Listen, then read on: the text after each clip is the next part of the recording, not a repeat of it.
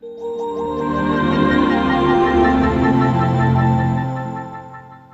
so I got another 32-inch HD LCD TV to have a look at today. This is a Digifusion D32LWU53HID.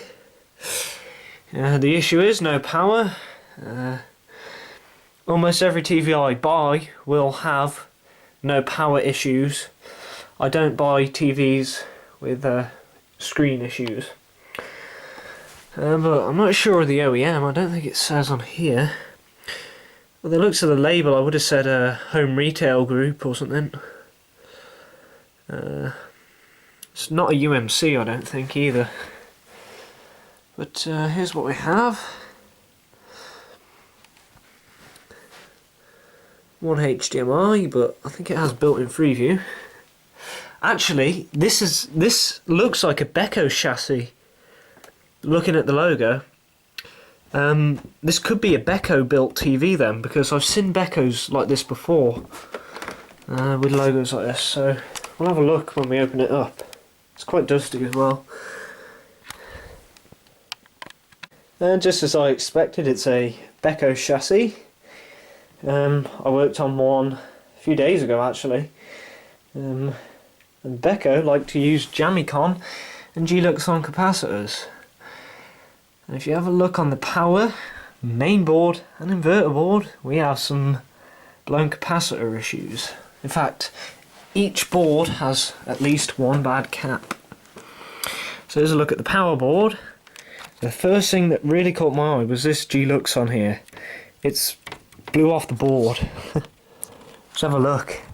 The bung at the bottom's bulged out and pushed the cap actually off the board. There's no solder on. It's pulled the solder joint through. That is amazing. And the one next to it is just again blown its top, and there's a smaller one there. But on the main board we also have G-Luxons. There's one bulging. I can replace these with Chemicon KYs, so that's why. And then on the inverter we have some bad Samwa capacitors also. So this TV is a bit of a capacitor nightmare. It's got bad caps everywhere. I'm not surprised at the G-Luxons, but the Samwas, in fact I have seen this series of Samwas fail before, so I guess I can't really say anything. But I'm going to remove each board, clean it. It's quite dusty. I can tell that this has come from a smoker's home because of the colour of the dust and how it is in the case. So I'm going to clean this up and get removing the boards, because this is going to need a recap and a half. This TV is disgusting. Oh god. No wonder why that cap blew up as bad as it did. There's the solder joint for it. It's just blew off the board completely, that cap is. But, this is manky. I'm going to clean this up fully. So I've sorted out all the caps that I need for the power, main and inverter boards. I've had to order caps for the inverter because I don't have 680 microfarad 35 volts in. I only have 1000 microfarad 35 volts, so I've had to order some caps in for this. But here's the power board. 4 out of the 6 caps are bulging. We have a bulging Jamicon and 3 bulging G-Luxons. The replacements I'm going to use are Panasonic FC, United Chemicon KY. Trying to get the over there, and Rubicon YXA. Yeah.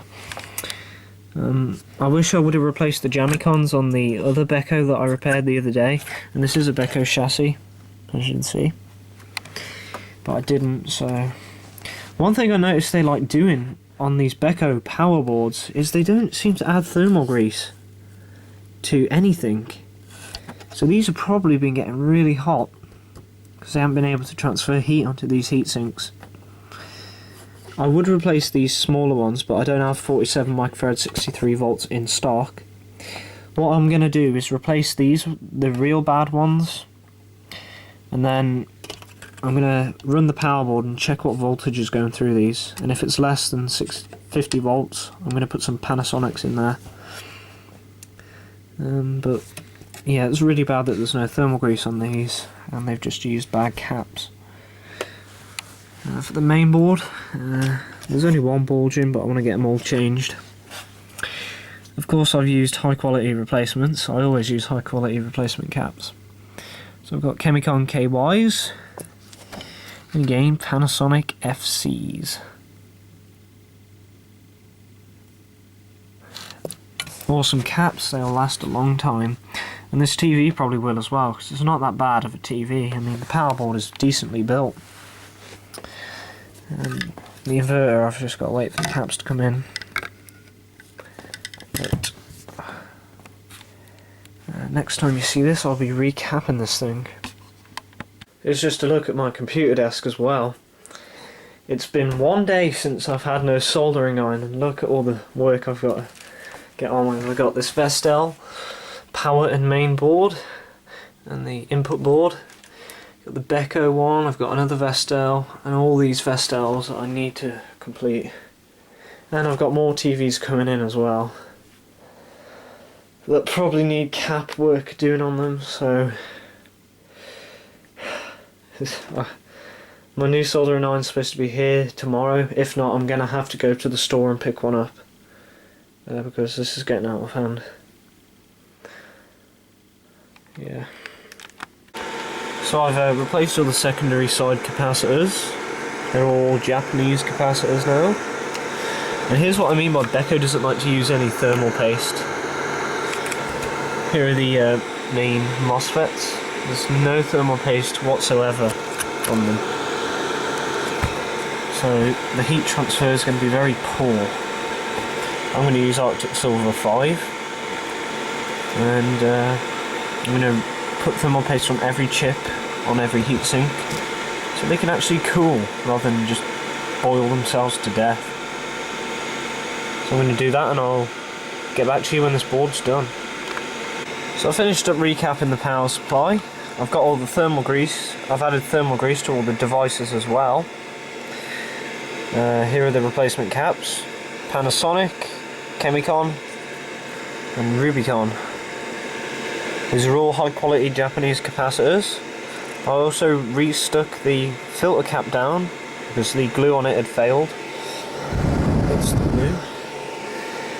And replaced the thermal paste. And this power board should be pretty rock solid.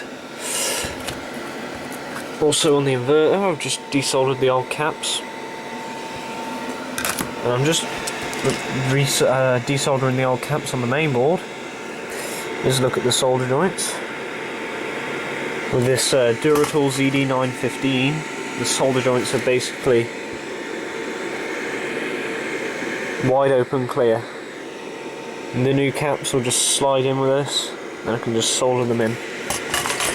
So I'll get back to you when I've recapped the main board, power board and inverter. And after I've desoldered all these caps, I want to show you some of the ones off the power board, because they are mental.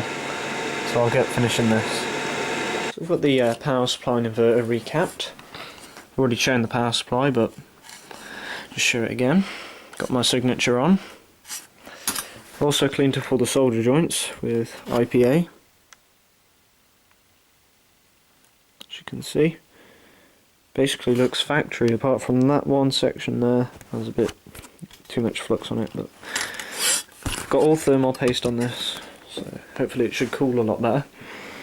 I had to use some generic brand caps on the inverter because the ones I ordered I thought were Panasonic FJ, but apparently not. I misread the order. But these should be fine, they're not under that much stress. The old ones failed because they were a bad series of Sanwa capacitors. So they're Yageo brand, look like Tipo. But you know what? I'm giving 3 months free warranty on this, and if it ever fails I'll fix it. So I don't think the inverter caps are that much of a concern, but If they fail, it's easy repairable. The power supply's got nice rock solid caps, so does the main board. Chemicon KY and Panasonic FC. So let's get the power supply and inverter covers on, and hopefully this will bring this TV back to life. Didn't test anything else wrong. Whenever the caps on the inverter fail, always check the MOSFETs. But apart from that, should be good to go. So let's get the power supply and see what happens. So you can hear the power supply chugging away. We have standby LED, dims and flashes. Power supply is ticking. Oh, I see backlight. Yes, TV is on. HDMI 1. Excellent, and the screen's in good condition as well. Camera and focus. Awesome. So it's working. Just those nasty, horrible caps that were all blown up. Excellent. That's great. So I'm going to plug it into the aerial and see if we get any Freeview signal. So it all works fine. Sound works, and it sounds okay.